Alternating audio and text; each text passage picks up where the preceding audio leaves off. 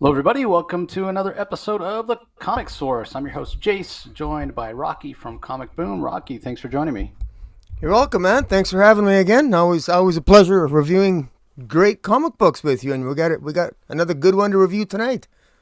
Yeah, we weren't necessarily planning on reviewing all these Scott-tober titles, as Comixology is calling it, uh, with Scott Snyder and various collaborators putting out a new comic the first three Tuesdays of October, but they're just so good. We're excited to talk about them. So the book that came out this week, and again, this is going to have full spoilers, everybody. So if you haven't checked it out and you're planning on it, you may want to go back and get the book first, read it, and then come back and listen. Or you can go check out our new comic book Wednesday episode where I talk about Clear with a spoiler-free review. But we're going to get into the nitty-gritty of it here. So it's written by Scott Snyder, as I mentioned. His collaborator on this particular title is Francis Manapul, who does the art and the colors. And just a real quick reminder, these are eventually going to be in print from Dark Horse, but right now they're just being released digitally through Comixology. There's three ways you can get them. If you are an Amazon Prime member, you can get them for free. Just do a search for Clear Comixology. It'll come up. You can click on it, read it right there in the browser. If you are a member of Comixology Unlimited, you have full access to all the Comixology originals.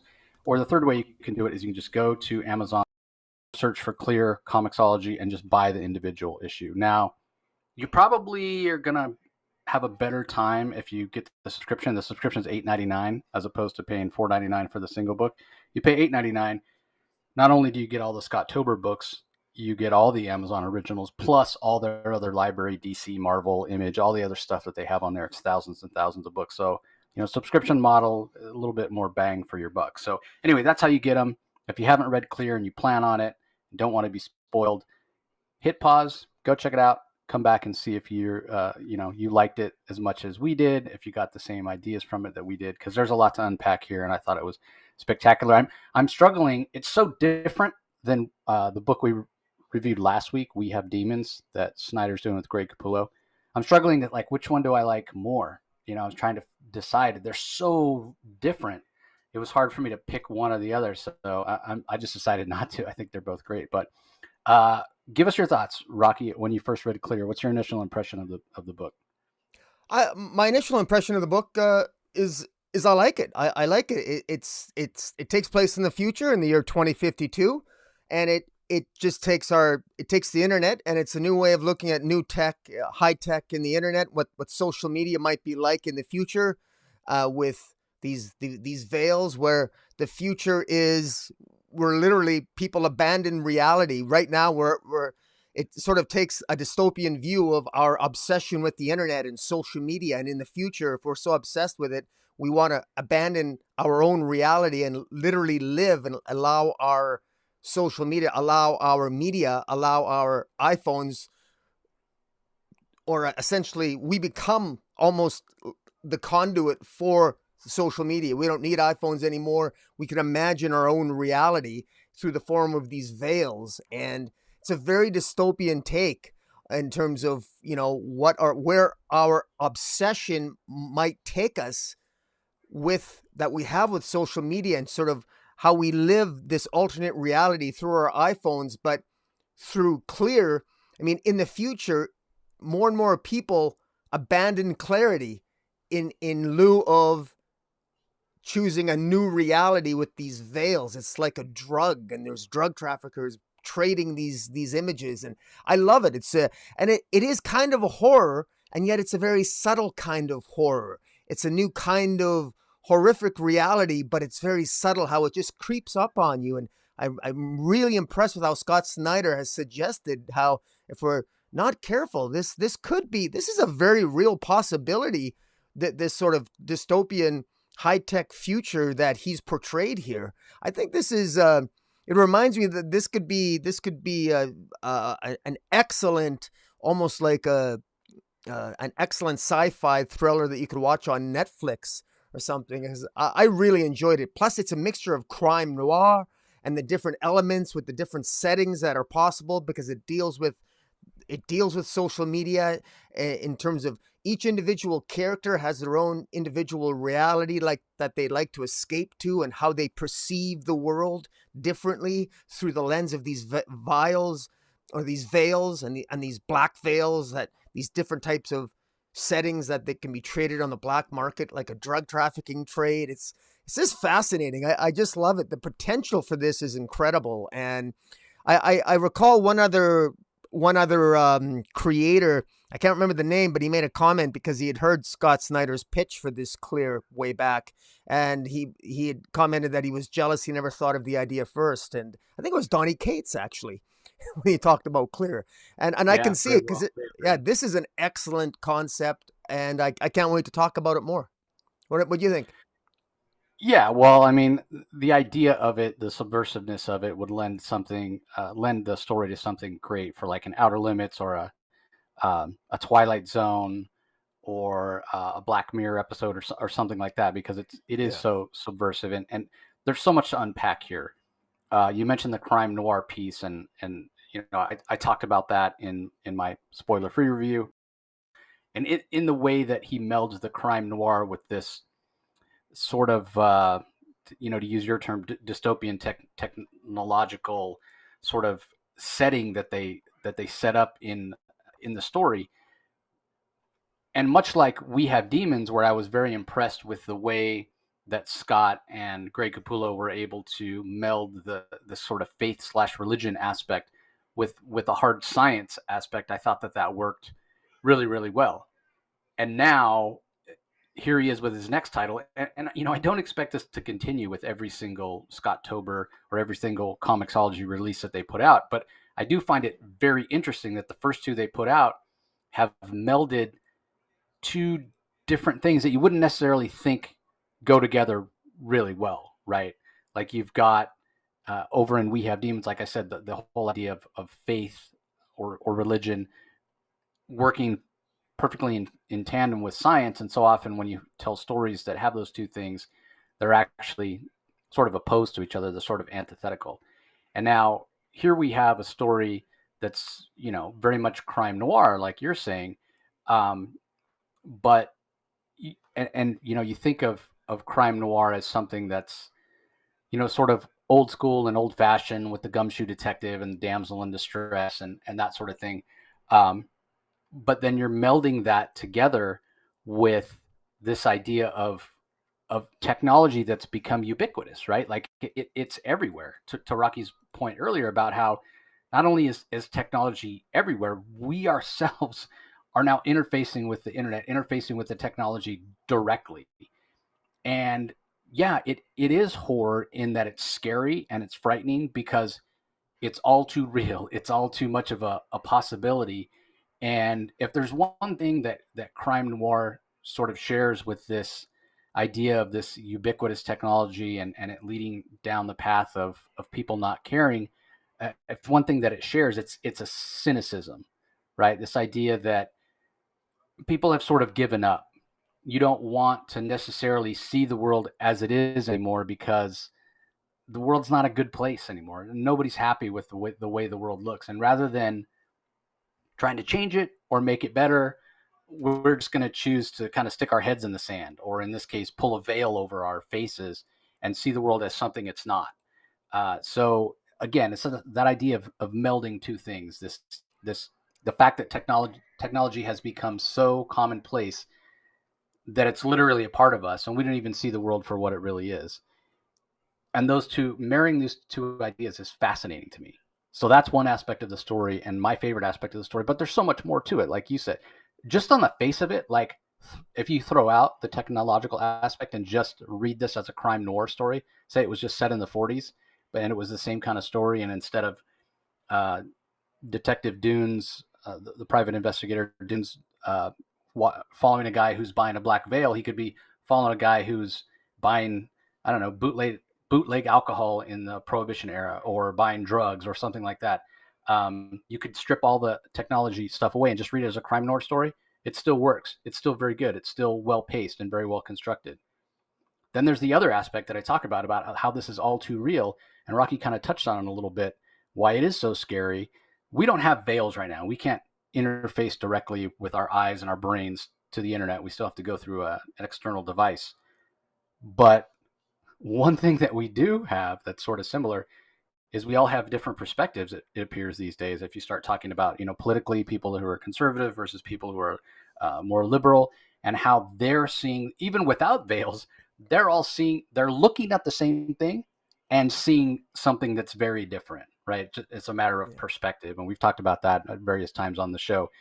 This is a little more literal, where not only are you seeing it from a different perspective, but you're choosing to skin it.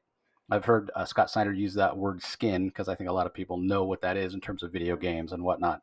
They're choosing to skin their world in a way that allows them to see it in a different way. And I think you mentioned this also, Rocky, what that does to us in the way that we communicate with each other, right? In my mind, it isolates people and it pushes us further away in terms of having relationships because there's less common ground. We're not even, you and I could be riding on the same bus, we could be on the same train, we could be walking down, the sidewalk in the same direction, and be experiencing something completely different and have less common ground because we are seeing things so differently. There's danger in that. That's a scary thing to look at. So in my mind, this is nearly a perfect comic because Scott Snyder and Francis Manapul are bringing in all these ideas, but you never feel like you're hit over the head with them. It's still character first. It's paced well, and they managed to bring all these elements in and have them play out in a 30-page comic that's illustrated beautifully and colored beautifully by Manapul. And you never, like, I've read it 3 times because each time I read it, I'm picking up on multiple things, and it goes back to the value of of your comic dollar, basically. So Yeah. I'm just super impressed, and I can't wait to see where this goes. And we haven't even necessarily talked about the story point with Dune's ex-wife, I guess, and the fact that there's actually a crime noir mystery here. I Yeah. didn't even mention that. So I mean, masterful job. This may be the my favorite thing Scott Snyder's ever written. It really might be like his best comic I've ever read from him. Yeah. It's one issue, so it's a little too soon to say that, but what It's a like masterful first issue. it's like he's channeling his inner Ed Brubaker. So, and that's a high. I say that as a high compliment because it wouldn't surprise me if Ed Brubaker wrote something similar to this because it just has that crime noir sensibility. So, it's really good. And the lead character, Detective Sam Dunes, uh, uh, I like the fact that instead of it reminds you of the 1940s with the detective. Like in the 1940s, detectives would maybe investigate, would be hired by wives to spy on their husbands to see if their husbands are cheating. But Yep. in the future, with the black veil, the black veil, Detective Sam Dunez, or he's hired by this Petal Matters to spy on her husband to see if he's essentially cheating on her by using by by entering the black veil market to try to obtain basically a different image, so he sees something different, so he can have a veil where he can, when he looks at his wife, he sees somebody else. Like you can see the world differently if you get a different veil. And you can, in the black market, you can get illegal veils that are not registered, and you can be hooked up to like almost, you can see the world through a completely different set of eyes, that whatever you want to pay for. And it's so interesting that, Petal, the wife, is just so offended that her husband, her rich businessman husband, would want to see somebody else when he looks at her. And it's almost like a form of cheating. And I just love how that sort of draws in. And that's sort of, that's how the story starts off. And just literally like a 1940s detective crime noir epic, but yet it's drawing in all this technology, and all those themes you touched upon are so prevalent and obvious, or perhaps subtle, but how they speak to our problems of today, of being unable to communicate with each other, always wanting to see something different, looking at the same thing but seeing different things. That is so prevalent here. And it's so gut-wrenching that the only two characters that seem to want clarity, to see the world as it is, are the detective and this woman, Petal Matters. And it's like, more and more it's getting, they even alluded to the fact that in the future it's more expensive to see the world clearly. every veil has a clear setting, and some people avoid it, and it's getting more. It's reaching a point where to even see with clarity, to see with no veil, it might cost more money because more and more people are moving away from reality, and it's and there's a wonderful phrase here uh, where Scott Snyder, I think it's excellent writing, where Detective Nunez says, "So here we are, a future that isn't some primal scream of horror, but a billion little sighs, an effing shrug." And I thought, That geez, was that my just yeah, that was my favorite line as well. Um, and it's after he's taken down to the morgue and he finds out his ex-wife is dead, and he's talking about how you know the end of the world, the apocalypse was always predicted as some like big acute cataclysm. It was going to end in moments and minutes. It was going to be over, or things were going to change forever. And instead, nobody had warned us of this like slow decline that maybe is happening so slowly that you don't realize it until society has slid too far, culture or whatever has slid too far down. Right? He's talking about how things cost more. It takes 3 months to get a washing machine. Is any of these sounding familiar? Supply chain issues. Nobody bothers to watch the news anymore because it's just bad news. So you just put your veil on and you try to live your life as best you can. There doesn't really seem like there's menial jobs anymore. They have robots called WRKSs or works that do that. And the actual global veil market, it accounts for 70% of the world's economy. So it's this self-perpetuating choice to isolate. I'll go back to that again, and then he does say, yeah. So here we are. The future isn't some primal scream of horror, where something happened and there's a zombie apocalypse or a nuclear war and mutated monstrosities from radiation or whatever. No, it's a billion little sighs of people just going, the world's a little bit worse today, but whatever. I'm just going to shrug and put on my Wile E. Coyote Looney Tunes veil and try to be as happy as I can. Like, how sad is that, and how frightening in its realism. But to go back to what I was saying before about sort of being isolated and the whole thing with Pedal Matters hiring Sam Dunes, she's hiring Sam Dunes to find out if her husband's using black veil, because black veils can't be traced. Like, you don't know that somebody's using a black veil as opposed to a regular veil. You would know that they're not seeing the world as it really is. Black veil, you can see the world in a different way, and people don't know. And she wanted to know for her own clarity. Like, she wanted to know, am I enough? Am I enough for him? But the other thing it goes back to is, like, how does the concept of marriage even exist in a world like this? exactly. When you're never looking at your spouse, or why bother to find the one or somebody that you can connect with when you're just gonna skin them to look like something else anyway, which is gonna color the way that you interact with them and the way you feel about them and all that kind of stuff. So yeah, And it's it, fascinating. But that was my favorite line too. A billion little shrugs, or a billion little sighs, fucking shrug, and then we go into um, Dunes and Petal meeting in his office, which is so like taken right out of a 1940s crime noir movie. It's so fascinating, and obviously they have a connection there.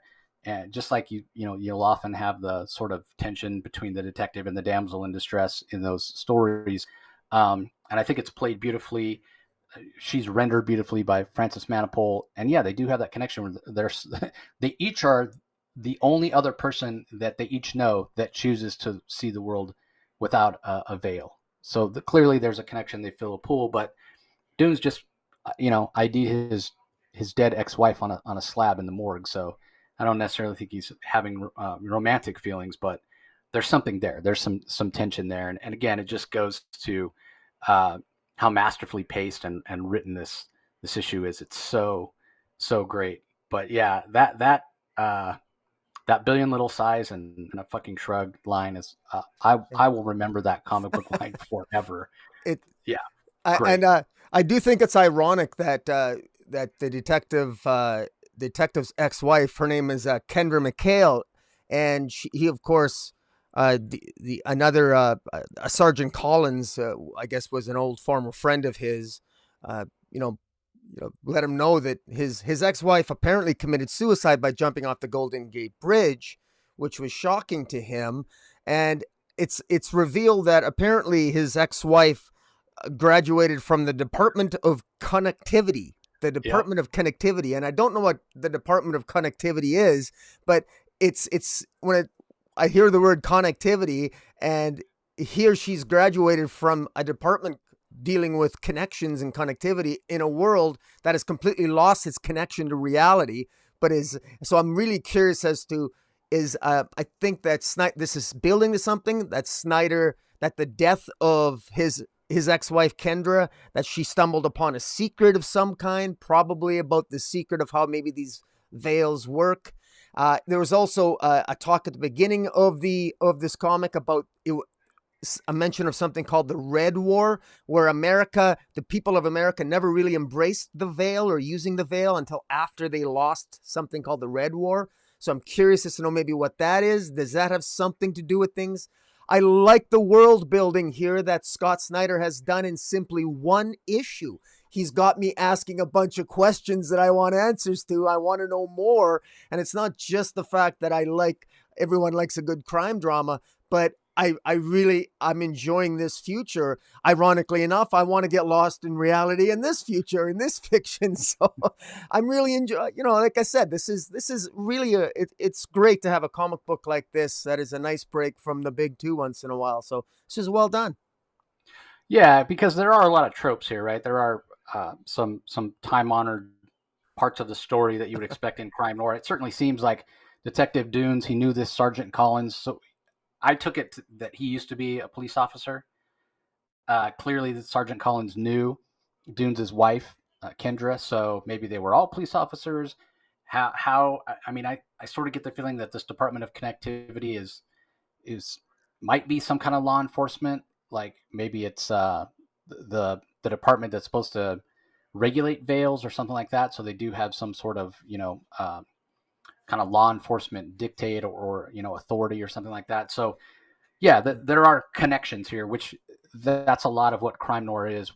Connecting the dots between these people and learning, why this person did this or that or whatever. And a lot of times it's based on, emotion or an affair or a promotion or money or but it all goes back to connections and relationships. And even though this is set in the future, a future that's sort of bleak in a lot of ways, uh, Manapul and Snyder don't forget the crime noir roots to make sure to keep relationships at the forefront of the story. So I Yeah. expect all of that to be fleshed out. And you're right, Rocky. The world building's fantastic.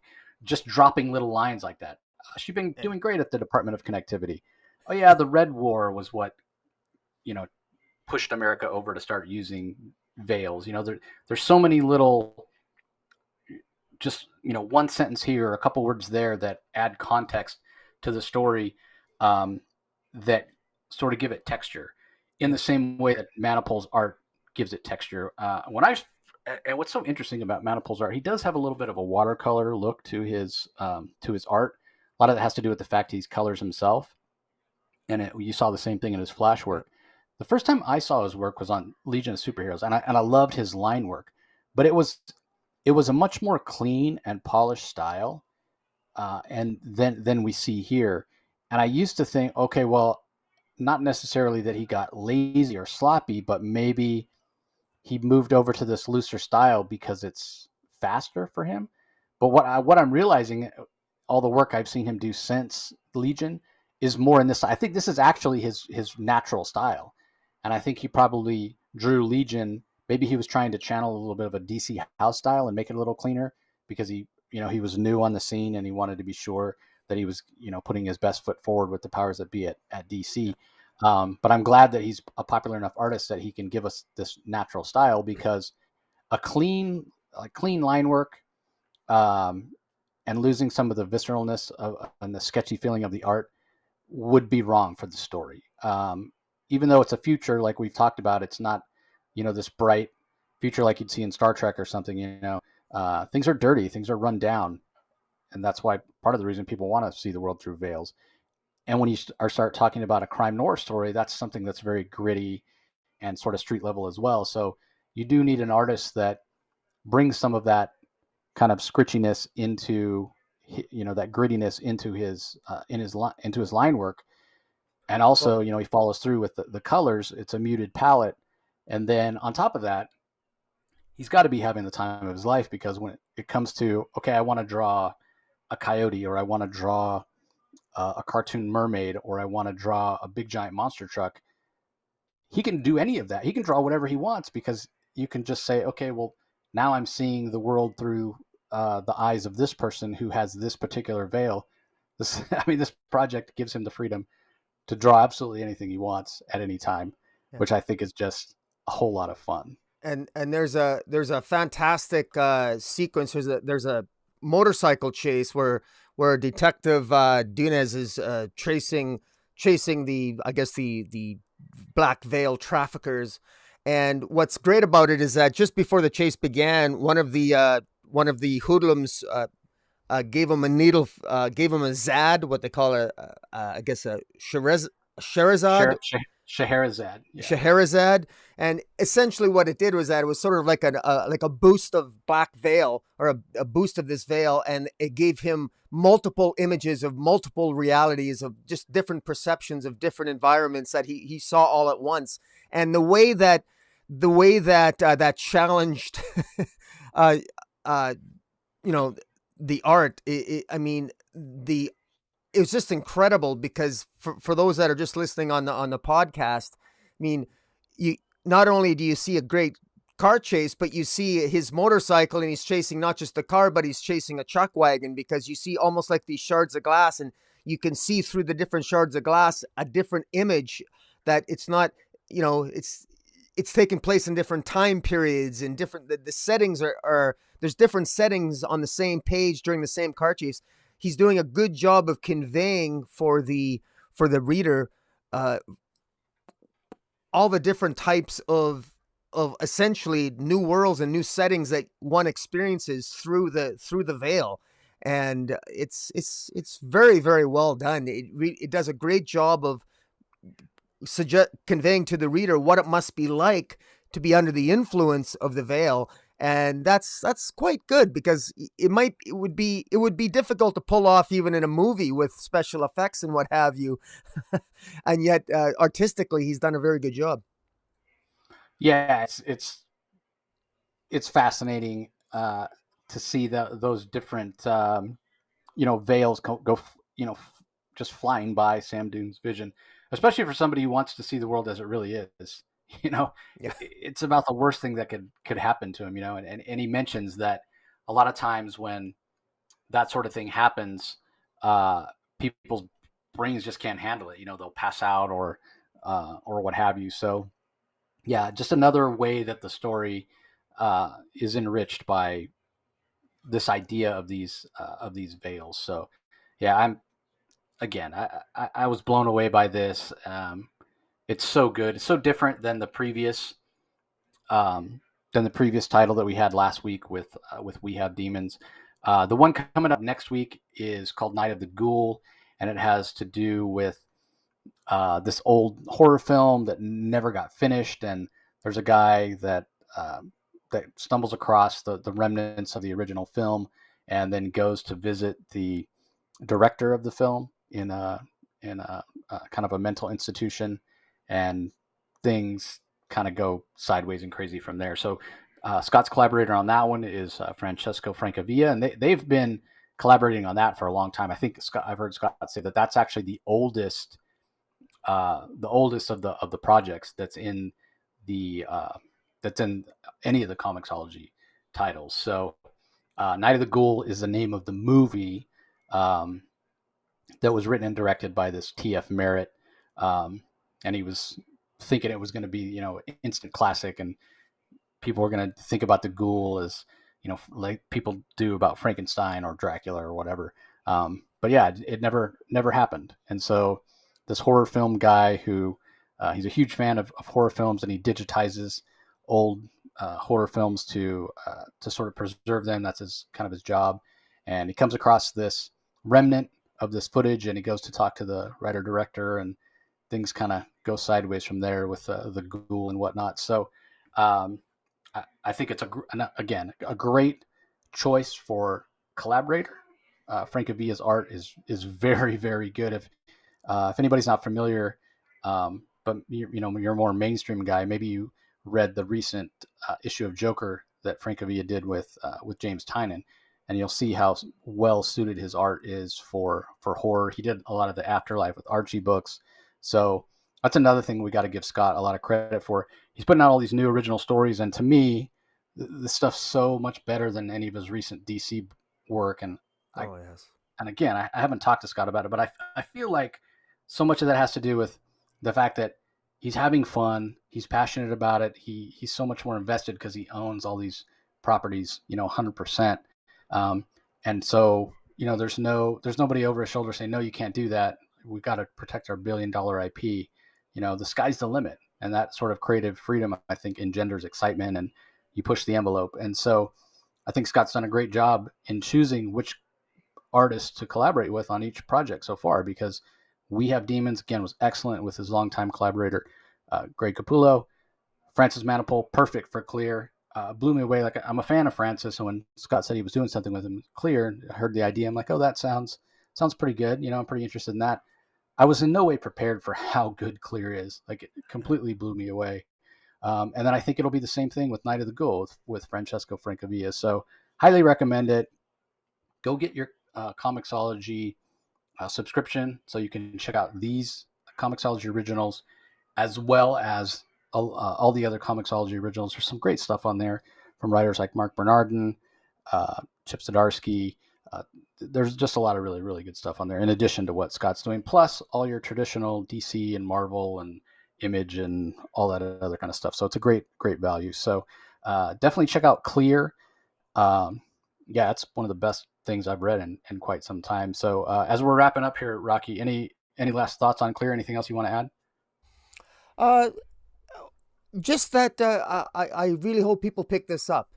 I'm quite enjoying this. It's well worth it. This is You're getting good bang for your buck here. This is good quality stuff, and I'm going to be picking this up when it comes out. I wish I could get a physical copy of this.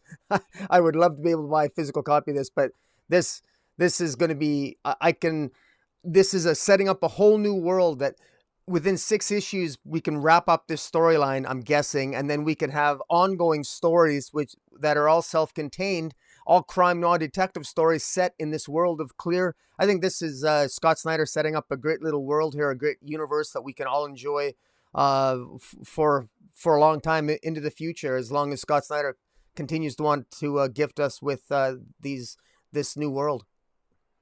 Yeah, that's another thing I should say. I mentioned Dark Horse is the one that has the rights to do print copies of all the Comixology stuff, and Scott's already said this stuff will be in print eventually. Here's the great thing about the books he's doing with Comixology: he will release them in print in whatever format best suits that story. So, for example, he's already said We Have Demons is going to be kind of a traditional print comic release where it'll have alternate covers and variants and whatnot for retailers. Clear might come out as a whole trade paperback.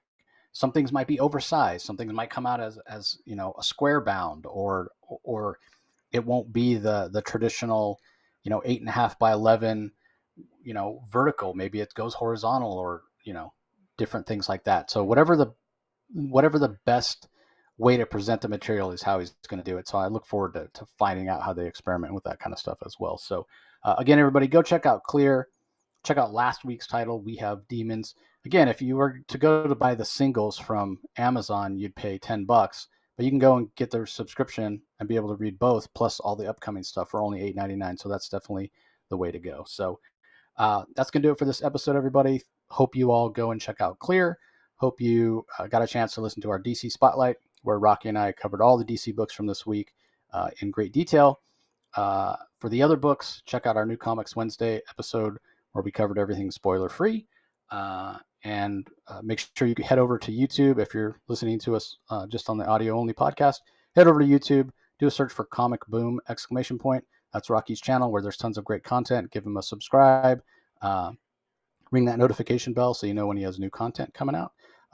Conversely, if you're checking this out on YouTube and you want to listen to any of the other episodes that we put out on the Comic Source, or go back and listen to the thousands plus episodes we have in the archive with interviews and convention coverage and all that, just do a search for the Comic Source on your favorite podcast app on your device, or we're on, Google Podcasts, we're on uh, Spotify, we're on iTunes, we're everywhere. So anywhere you can find podcasts, you'll find the Comic Source. So once again, everybody, thanks for joining us, and we will talk to you next time.